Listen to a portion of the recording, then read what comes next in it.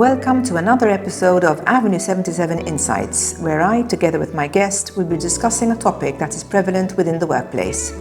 Joining us today is Mariah Zammit from Project Green, one of our tenants here at Avenue 77, to speak about her views on improving mental health at work. Good morning, Mariah. Thank you for agreeing to chat with us today. To start, could you introduce yourself and tell us a bit about Project Green and your role within the agency? So thank you, Amanda, for having me. So as you mentioned, I work at Project Green and my role is within the communications team. I take care of digital marketing, print, adverts and so on and so forth. And from what I understand, you and the team have a hybrid model here at Avenue 77? Yes, definitely. So we work with a hot desking policy, so we can work wherever, even though we have our own offices. And we also work, we are encouraged to have 1 day working from home, or else even up to 2 days. Super. Let's get straight into the topic. Here's a quote I read recently which speaks volumes. It goes like this: creating a supportive workspace for mental health isn't just about providing resources. It's about fostering an environment where employees feel valued, heard and empowered to take care of themselves. Truth is, for a long time there's been a growing conversation around mental health in the workplace. Why do you think mental health days are becoming a key part of workplace discussions nowadays? So my background is in psychology. I just graduated from psychology, and even when we were learning at university, it's very important to integrate these stuff. Even from our management, we're very much supported when it comes to mental health days, because mental health isn't always visible. It's not like a cold, going to a doctor and he gives you a prescription of medicine. It is something that it's not always visible, and you need to make sure that you cater for everyone. True, but sometimes mental health is actually visible. It can be seen through emotions and behaviors, right? Exactly. For example, if a colleague is facing some challenges, how would you tackle this? Would you feel at ease to recommend support?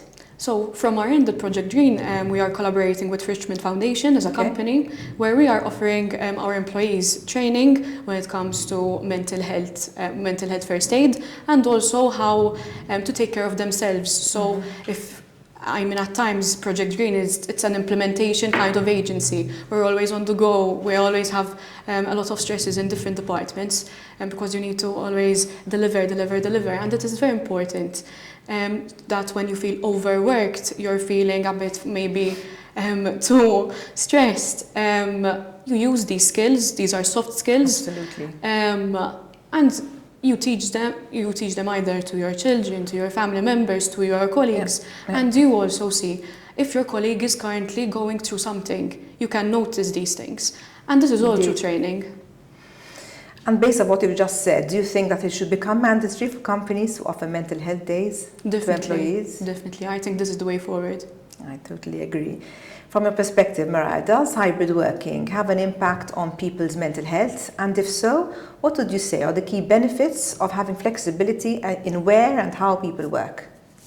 So I believe it's very beneficial, even for productivity-wise.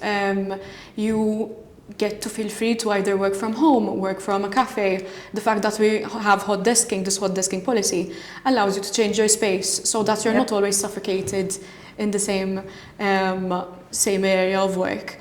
And that change makes it much more appealing to come to work. And even if you have a family or you're more comfortable working at home, you have that luxury as well. Yes, so important.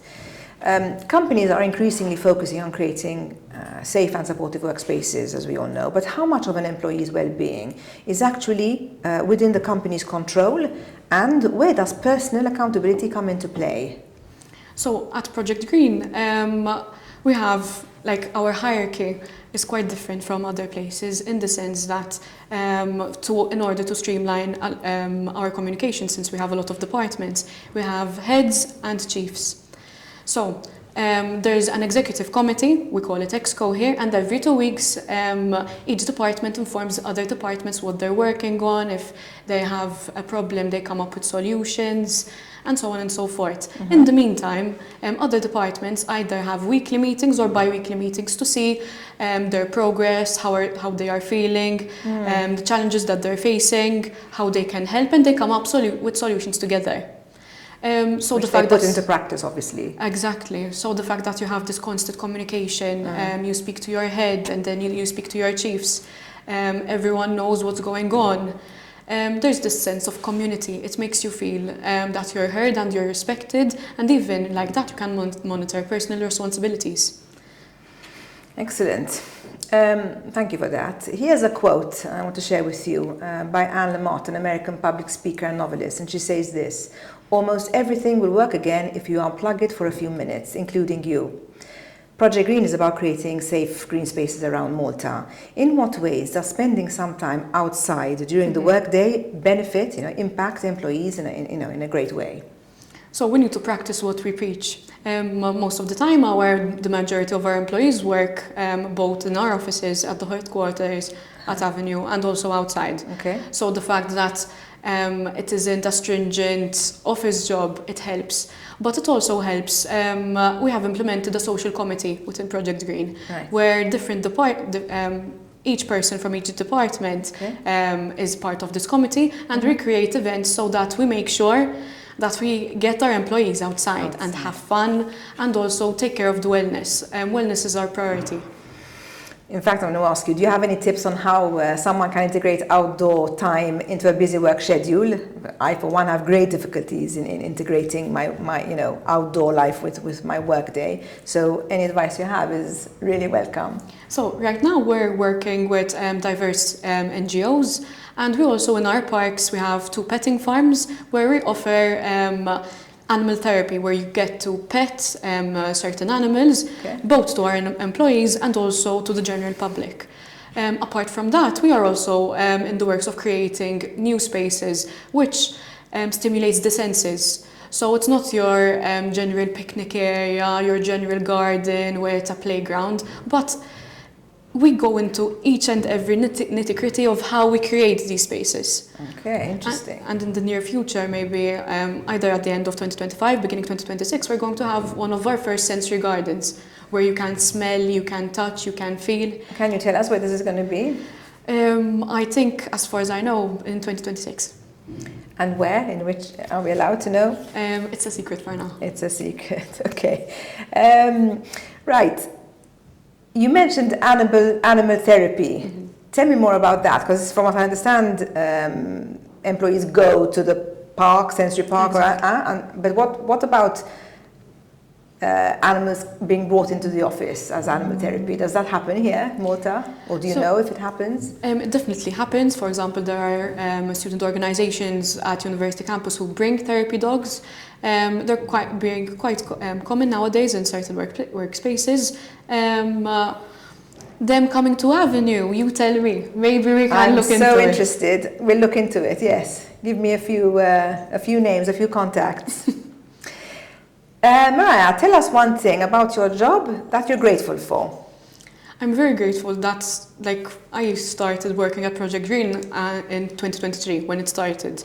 I worked as a student and last year I graduated, and in summer they told me, listen, you want to work with us full time, and the fact that both when I was as a student and now that I'm a full-time worker, they always heard me. They treated me very well, they heard me, they respected me, they gave me responsibilities, they let me work, let me be creative, and the fact that I pitch ideas and they told me, run with it. It is such an honor that I really feel valued. Well, knowing a little bit about you, I can see why they hire and rehire you, so that's chapeau to you. It's been said that gratitude has the ability of shifting our mindset, even on those particularly stressful days. What advice would you give to anyone struggling to find that sense of gratitude within their job? So first things first, you need to believe in yourself. If you don't believe in yourself, you won't manage. And secondly, we need to stop focusing on the negative, but we need to focus on the positive, in the sense that when we have a challenge, we try to find a solution to it. So we need to shift our energy towards finding solutions into our workplace. Well said. Mariah, you've shared some really valuable insights here today. Thank you so much for being here and for sharing your thoughts on how to prioritize our well-being. Thanks. Have a great day. Thank you for having me. Welcome.